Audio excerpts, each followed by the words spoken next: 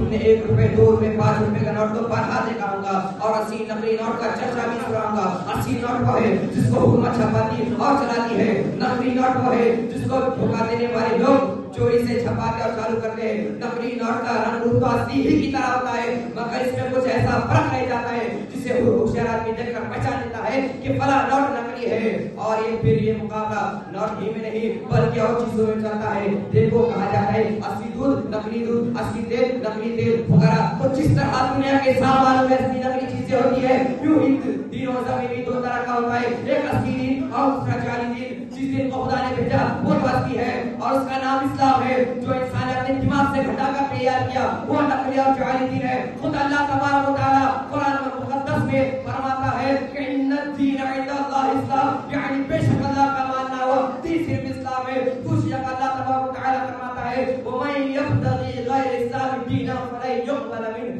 اور جو شخص اسلام کے علاوہ کوئی دوسرا نہیں چاہے گا تو ہرگز قبول نہیں کیا جائے گا. پھر جب سارے جان کے مالک نے ہی فیصلہ کر دیا اصلی دین و مذہب سے اسلام ہے اور اسلام کے چاہے خدا کو دین مذہب پسند نہیں تو مالک کی پہلی بندگی یہی ہے کہ ہم اس کے دین کو اپنا دین قرار دیں. اس بیان سے خوبصورت طرح ثابت ہو گیا کہ جو انسان خدا کا سچا بندہ بننا چاہتا ہے اس کو سچا دین ماننا ہوگا اور سچا دین صرف اسلام ہے. خدا تعالیٰ کا شکر ہے کہ ہم لوگ اسلام کو اپنا دین مانتے ہیں اور انشاءاللہ تعالیٰ مانتے رہیں گے. اس اسلام کے علاوہ ہم کوئی دوسرا دین نہیں مان سکتے کیونکہ آدم علیہ السلام سے لے کر سرکار مصطفیٰ صلی اللہ علیہ وسلم تک تمام پیغمبروں کا دین صرف اسلام رہا ہے. آپ اسلامی تاریخ اٹھا کر دیکھیں تو پتہ چلے گا اسلام کا نام کسی اور سے نہیں بلکہ حضور اسلام کے پہلے سال انبیاء کی وجہ سے بنا ہے. اسی لیے تو سید اعلیٰ رجائی کو فرماتے ہیں کہ سرور کہوں کہ مالک کو مولا کہوں تجھے, سرور کہوں کہ مالک کو مولا کہوں تجھے, باب خلیل کا اپنے زیبا کہوں تجھے. حضرات اسلام کی بنیادی تعلیم یہ ہے کہ سارے جہان کا اللہ تعالیٰ کو سارے جہان کا اکیلا معبود مانو. اللہ تعالیٰ کے سوا کسی دوسرے کو عبادت کے لائق نہ جانو. صرف ایک اللہ کی عبادت کرو. اللہ تعالیٰ کے تمام فرشتوں, تمام کتابوں, تمام پیغمبروں پر ایمان رکھو. قیامت کے دن کو حق جانو.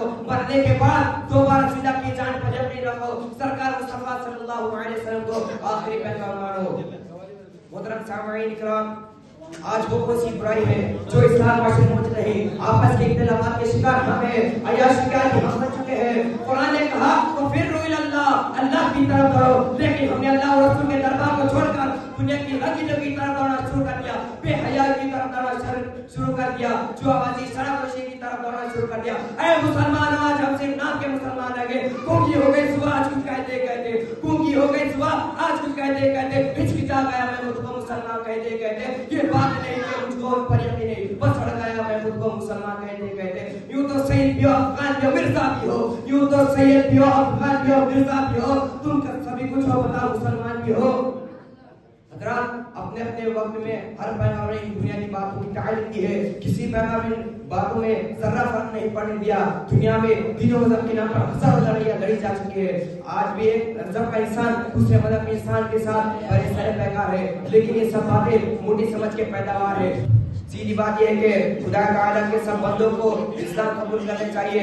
قرآن دیکھو, قرآن خدا کی سچی کتاب ہے. سچے دین کے بارے میں اس کا فیصلہ سنو. قرآن فرماتا ہے ان الدین عند اللہ اسلام, یعنی بے شک اللہ کا ماننا ہوا دین صرف اسلام ہے. آج بھی دنیا کے لوگ قرآن کے اس فیصلے کو بے چون و چرا تسلیم کر لیں تو پہلا فائدہ یہ ہوگا کہ دین کے نام پر ہونے والی لڑائی کا خاتمہ ہو جائے گا, اور دوسرا فائدہ یہ ہوگا کہ مرنے کے بعد جس شخص کا عذاب سے پالا پڑنے والا ہے اسے نجات مل جائے گی. اب دنیا کے لوگوں کا اختیار ہے یا عذاب الہی بدلنے کے لیے اپنے کو تیار رکھے یا قرآن کے آگے سر تسلیم کر کے قرآن کے آگے سر تسلیم کر لے. کسی شاعر نے کیا ہی خوب فرمایا ہے, نہ میں تحریک چھوڑوں گا, نہ میں قرآن چھوڑوں گا, نہ میں تحریک چھوڑوں گا, نہ قرآن چھوڑوں گا, نہ یہ مٹی چھوڑوں گا, نہ یہ پہچان چھوڑوں گا. تجھے کرنی ہے جتنی کوشش کر لے مٹانے کی, تجھے کرنی ہے جتنی کوشش کر لے مٹانے کی. نہ میں اسلام چھوڑوں گا,